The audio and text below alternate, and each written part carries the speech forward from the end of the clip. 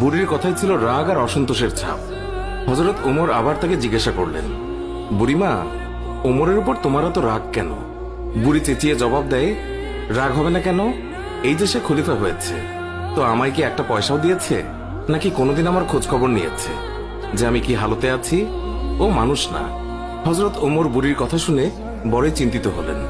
ঠিকই তো, আমি তো তার তেমন খোঁজ খবর নিতে পারিনি। তিনি কিছুটা নরম হয়ে বুড়িকে আবার জিজ্ঞাসা করলেন, আচ্ছা, তুমি কি অবস্থায় আছো ওমর কি করে জানবে? তুমি গিয়ে ওমরকে সব জানিয়ে আসলেই তো পারতে। বুড়ি জবাব দেয়, কেন? আমি জানাতে যাব কেন? ওমরই তো আমিরুল মুমিনিন, সেই তো সবার খোঁজ খবর নেবে, আর এই জন্যই রাষ্ট্রের দায়িত্ব গ্রহণ করেছে। রুক্ষ ভাষায় বৃদ্ধা জবাব দিল।